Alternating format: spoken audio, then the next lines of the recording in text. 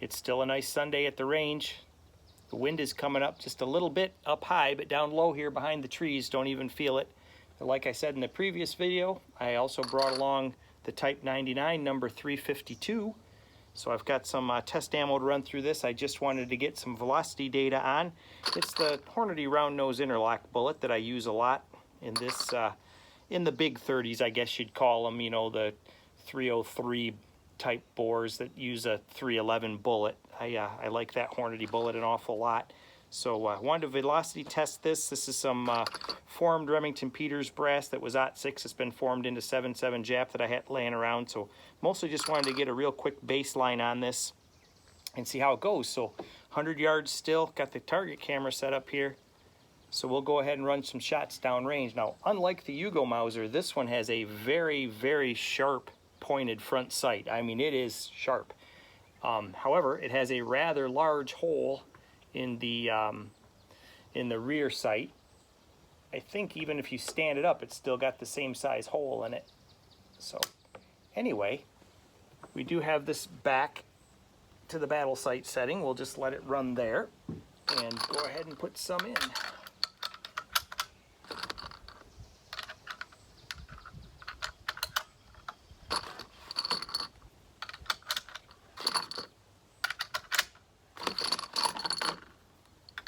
There's 5. I think that's what it'll hold. I don't think it's like a 1917 that'll hold 6. Nope, it'll only hold 5. So we have tested that now. So I have 10 of these rounds, so I'll be able to shoot 2 groups. So I think last fall was the last time I shot this rifle. I just when I was grabbing ammo for something, oddly enough, I was supposed to shoot the Yugo out at the Mosquito Ranch on the 3rd of July, and I grabbed this box with ammo in it, thinking it was the little box that had the test rounds for the Yugo in it, and it didn't. It had the test rounds for this number 352 Type 99 Arisaka in it. So it refreshed my memory that I had these to try. So I brought it out today, figure we could run those and see how they print. So once again, standard NRA target down there, got the target camera running, got the chrono up. I don't know if it's going to pick anything up. I can barely read the numbers on it, but I think my lineup is pretty good. So let's go ahead and send one down and see how we do. It's going to be different going from that Yugo to this. The trigger is a lot different, so we'll see how it does though. I'm just going to hold right on. It's a clean target.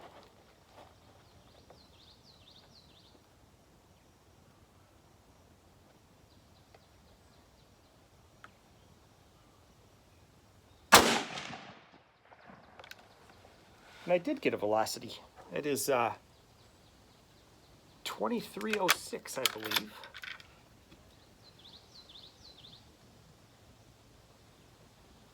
A little bit of soot around the neck, so it could probably stand to be a little bit warmer. Although the primer is not set back, so you know that you saw me chamber that piece of brass. It was relatively tight chambering, so I'm guessing that it was already pressed in there pretty good and didn't grow any. But no, it looks good. This one's got a decent looking chamber in it too. There's nothing weird on the brass at all. I like that. Makes me happy. So yeah, 2306, I believe. You guys probably already see where it went. I'll take that shot. I'll take that shot. That's a middle 10. That's a middle 10 at 12 o'clock.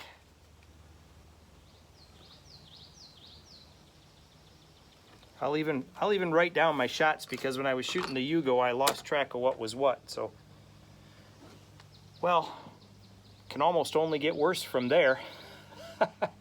Might have just been a lucky shot, but we'll run another here. That trigger is different. It's firmer, but it breaks crisper. I think I might like the way this trigger feels a little better than how the Yugo feels. So now we're starting to get a little bit of wind. It's coming from my back now, so the afternoon air is starting to move a little bit. I don't think that'll affect us at all here at 100 yards, but the cool breeze does feel good. It was almost stagnant calm when I was shooting the Yugo. Okay, so let's run another.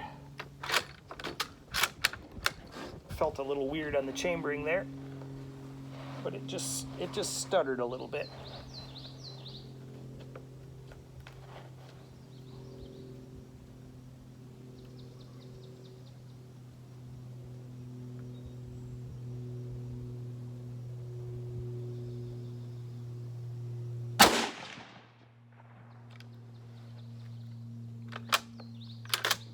I think that one slowed down a little bit, according to the chrono anyway. Does that say 22? It says 2261, I believe. Where that's sitting, it's really hard to see it. Yeah, 2261. And where did that, yeah, it can only get worse. That one like was spray-o-matic. I didn't shoot that badly. Okay, so that's like cutting the line on the 10, 9, 8, 7, 6, 5, cutting the 5 ring at 2 o'clock. Ugh. So we'll call that an outer 5 at, that's actually not even 2 o'clock. That's probably like about 1:30. I don't know what that was all about. Holy cow.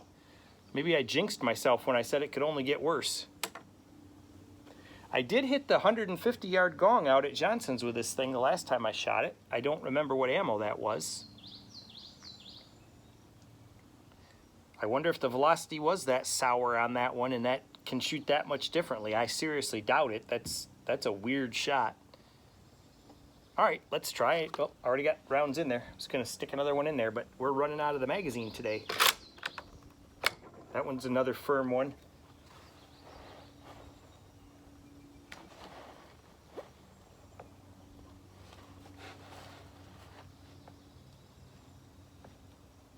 Make sure I'm not bumping up against that bipod.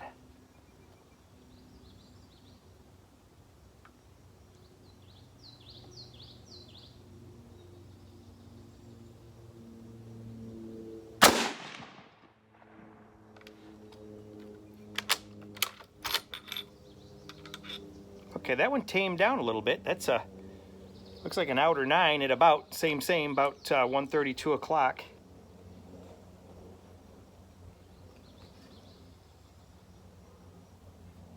What was the velocity?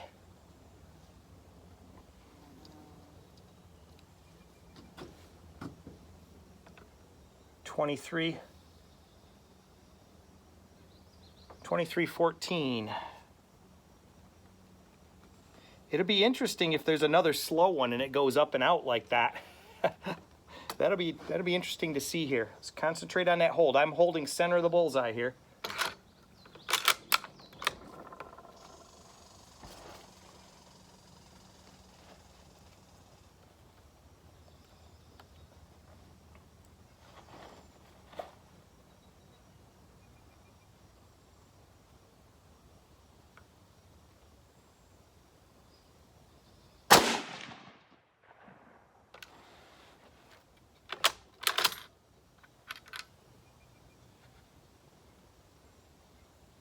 Yep, press looks great.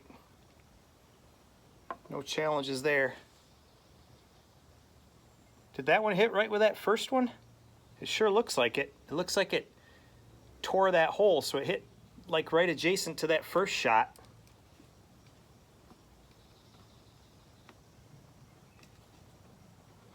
So what did the velocity on that one do? I got an error on that velocity. I don't know if that's a sun shade error or error 2, or is that a duplicate? One of those errors is a duplicate velocity. So that might have been 23.14 again, which if it did, that'd be cool. Because I'd have a 23.06, a 23.14, and a 23.14. I'd have some consistency there. We won't draw any conclusions from that. We'll just keep on shooting, but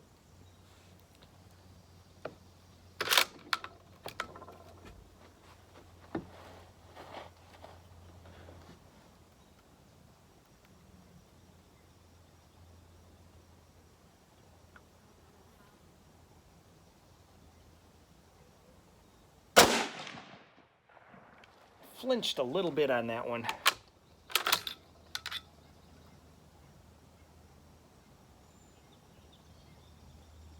I'm pleased with how the brass looks.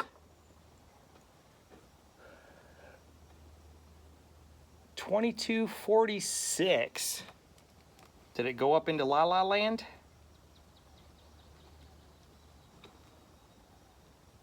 It did.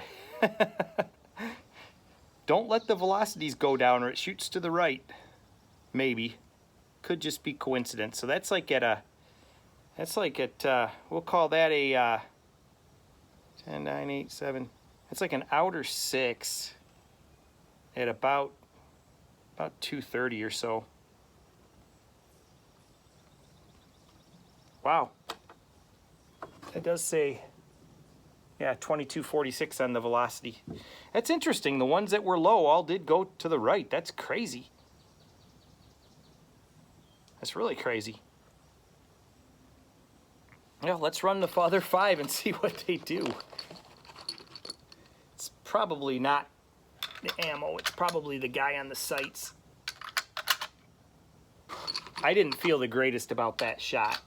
It doesn't surprise me that it's not where I'd like it to be because I did anticipate it.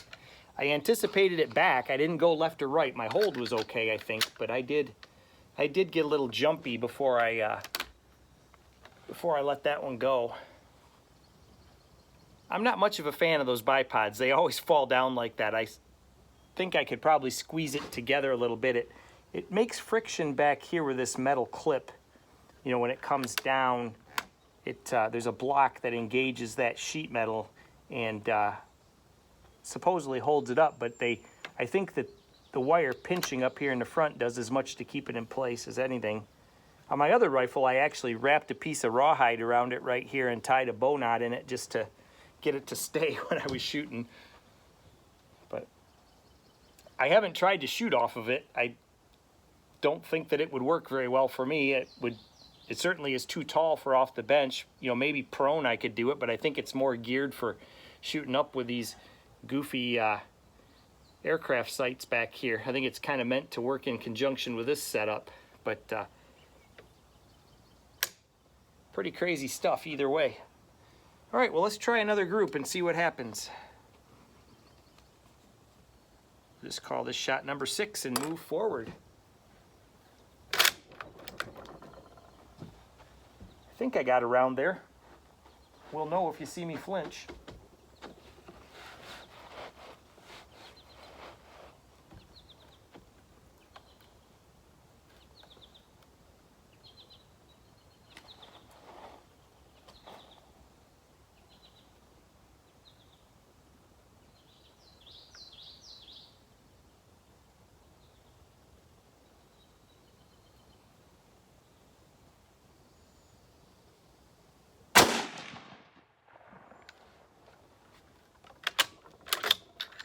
Okay, that's another relatively slow one, I think. 2245. The one before it was 2246.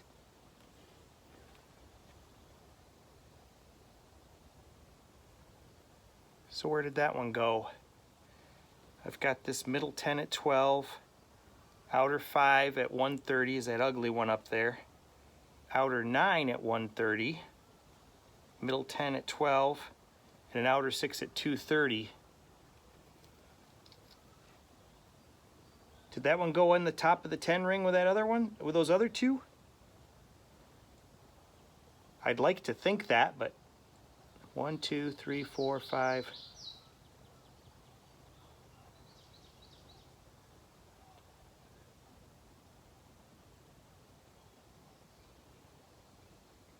Oh no, there it is. It's the middle 9. That's the one.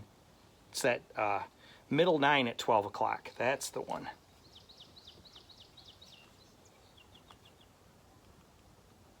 Okay. Yep, that makes sense. And I felt like that was a pretty decent shot. So I think if things are right in the world, that's about where it's shooting. Just a smidgen high, but centered. I think the other ones are either anomalies with me on the sights or the trigger or something, but I didn't feel like that one that went way out in the 5. I didn't feel like I really yanked that one. But let's see what we get this time. And I'll try to remember when I'm done with this one, I'll try to remember to just let it eject. I don't know that I've tried the ejector on this. Or did I out at Mark's? I don't remember. So I tend to catch my brass.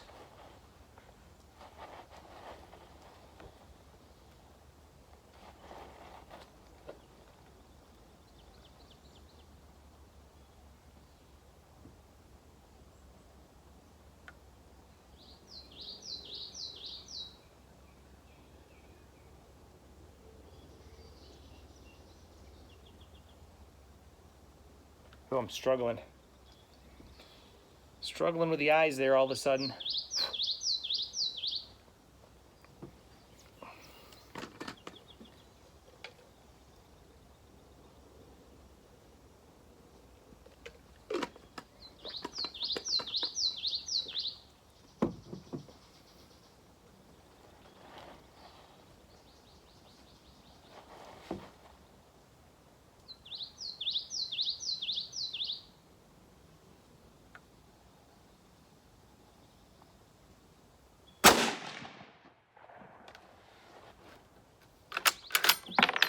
I think it ejects just fine. Target camera turned off on me here. I thought I had that fixed at one point in time, but it seems to have reverted.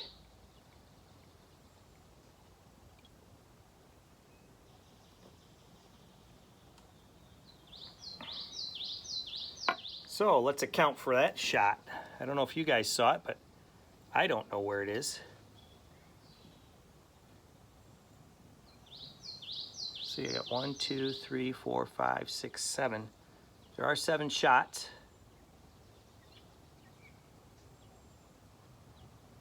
It's got to be that middle 8. Or 10, 9, 8, middle 7, excuse me. It's a middle 7, high and right. And that's at about 130, we'll call it. 1, 2, 3, 4, 5, 6, 7. Yep, that's all 7 shots. Yep, that makes sense. And what was our velocity? That one showed me an error.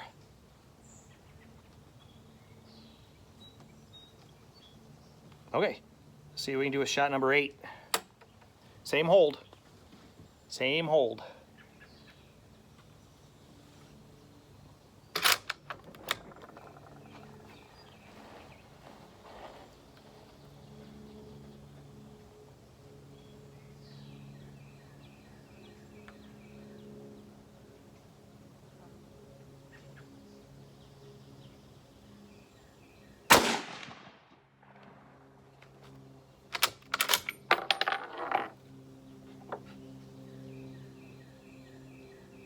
All looks good.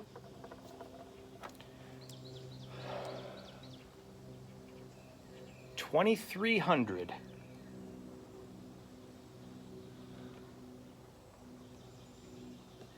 And where did we land?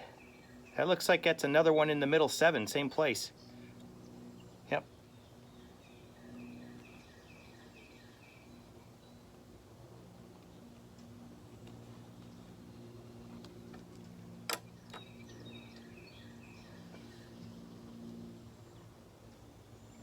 So I must have sighted those 2 shots pretty similarly to get them to land that close together.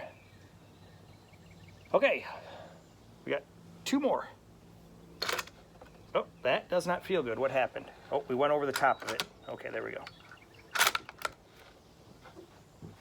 Went over the top of the piece of brass.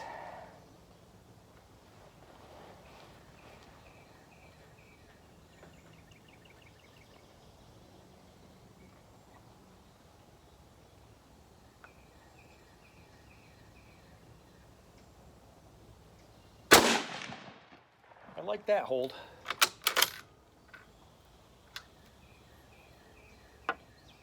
What did we get there? We got, it says 2,300 again. I think the chrono's just not working. It's probably not picking them up. And I think that one went out in space. I think that's the, I think that's a middle 6 there, isn't it? There's a 10, 9, 8, 7, middle 5. Middle 5 out there at 130 again. Wonder if I'm pulling the rifle that way. I don't feel like I am. This is one of those ones that's just confusing enough to figure out what's happening.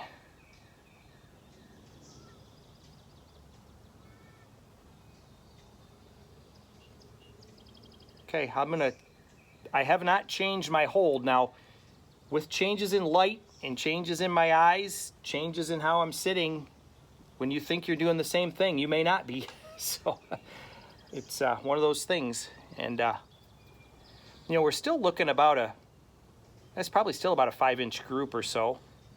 A little bit more than that maybe, but it's not horrible. And I have a few decent, I mean, all of the ones that are in the black I'm satisfied with. Those ones that are blown way out, I don't care for, but I did not feel bad on that shot. But I may not have had it lined up right. This does have a very large rear peep. I am fighting some lighting and whatnot, so it could just be a sight alignment thing. Got to work hard at that. Wonder if there's a correlation to the bipod falling down. I didn't pay any attention to that. That could maybe make a difference. Be interesting to go back at the video and see where that thing is on the shots that go to the right. It's possible that that's an issue too, but I'm more leaning towards just me on the sights.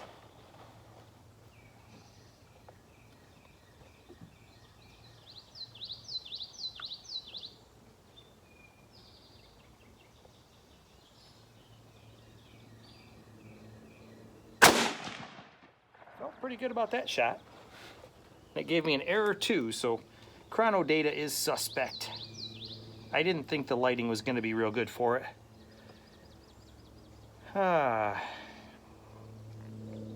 Is that another one out there in the 5 ring?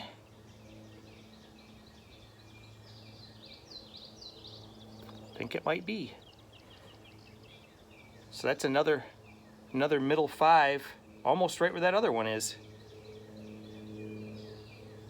Yeah, that's the one that's not accounted for, middle 5.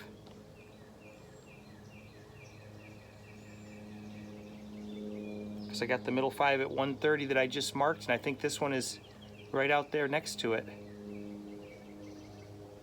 I have to review the footage when I edit the video, but yeah, so that's what we've got. Let's give this one a good eject. Yep. There's the brass. There's nothing of consequence. This is made from '06 brass, so the one thing you do watch is you watch the swell right here above the case head, and you can see that the diameter is a little big, but it's not radical in any way. So I think this one's got a pretty decent chamber in it. So you can see and feel where it's, where the true 7.7 brass has just a little bit bigger case head than the '06 does, but this brass doesn't look bad at all. It's a pretty decent chamber. I'm happy with it.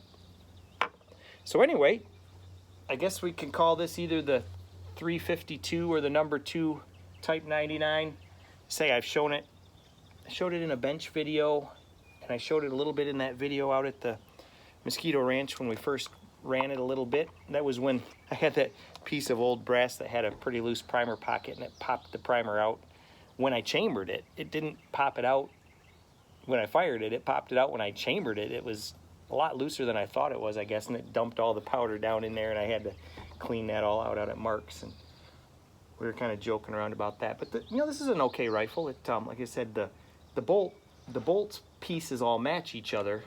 If you look at the bolt itself, it's got 928 on it, and the extractor and the bolt itself, and I believe that when I took the safety off of it, the safety also had the same number. I think anyway.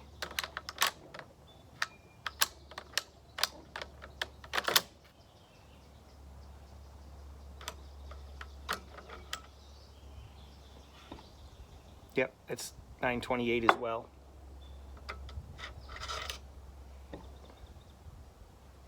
.928 on the firing pin. So, all the bolt pieces match each other, they just don't match the rifle. And then the rifle, it's only carrying, I believe, a pair of numbers. It's 44 352, and this is a Nagoya. Can't remember the series. And then it's got that same number up here. that 352 on the bayonet lug. So those numbers match.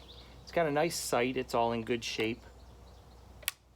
The markings are all real crisp on it. It's a decent example, but like I said, it doesn't. The bolt doesn't match the rest of the rifle, so that's the negative about it. But other than that, it's in nice shape. And I can't remember what series Nagoya this one is. I didn't bring that note with me. I don't remember if this was like second series or fourth series. I don't remember. But it is a Nagoya, and like I say, it's got good markings on it. And they say it's, you know, the bolt is a decent bolt. It just doesn't match the rifle. So, you know, it's one of those things where you'd like to have them all be just wonderful all the time, but sometimes they aren't. You get what you find, and you kind of go about it that way. But it does shoot okay. The trigger feels good. Sling swivels are all in good shape on it. Need to work them a little bit.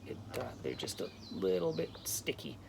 On the other one, they just a little bit of penetrant on there, and they loosened right up and all that. But got this one just a little bit after the first one, so this is, you know, I guess you could say the number 2. So this one does have a better front sight. The ears were on it and all that, and that was one of the things that was a poor condition thing on the other one, is the front sight. The ears were broken off, and someone had really went after the front sight base with some kind of a tool, and I ended up flattening that out and replacing the front sight blade, but it does not have ears on it. These are put on there, and then there's a pin drifted through there, and then they would finish grind them or whatnot before they were blued, so you can change them, but it's not trivial. But I haven't decided if I'll change that, try to find I've sourced a few, and the best way to get them seems to be you buy barrels that have been cut right here or shortened, and a lot of times you can buy barrel stubs with a sight for a reasonable price, and then of course you have to get 2 of them off.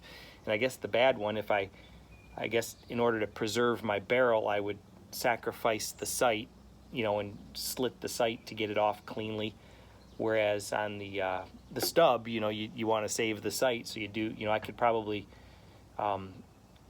chuck the stub up in the lathe and turn a relief on either side of the front sight and get it, you know, good and loose that way to make it come off easier and all that. So I think it's a job that could be done. I just haven't sourced the parts, haven't decided what to do. Part of me says just leave it the way it is and don't worry about it. The rifle is a nice matching, the other one is a nice matching number rifle, but it does have it was the one that had the stock carved on. And I don't want to replace the stock because the stock matches the rest of the rifle, so I did the best I could to save it. Then, of course, I had to fix that bottom metal piece on it. But anyway, so that's the 352 Type 99. We ran a little ammo, printed the target. Looks like I'm up and right a little bit. Don't know if it's the light or if it's me or what, but we'll shoot it some more on another day and see what it does and go from there. So thanks, everybody, for watching. Hope you caught the Yugo video that was also filmed today. I'll probably put these up about the same time, so thanks again for watching. Wonderful day at the range, beautiful weather. Whatever that wind was, it was just a passing air, I guess, because it is back to being dead calm again. I ought to be at the model airplane flying field with a sailplane or something. Well, it's not really, probably not a lot of convection, but some. But so many things to do. I've been hearing the parachute jumpers over at the Napoleon Airport. I can hear their airplane, and when it descends, you can really hear it. But so they're jumping today. It's beautiful out. You know, maybe I'll wrap it up here and go over to the airport and check that out. Sometimes they have food or things, you know, a hot dog wagon or something. That might be kind of fun, and watch a couple parachuters come down. So anyway, wrapping up the rifle shooting today. I'm going to run a little bit of ammo through one of my contenders and do some testing there, but I'll see everybody in a future video. Thanks for watching.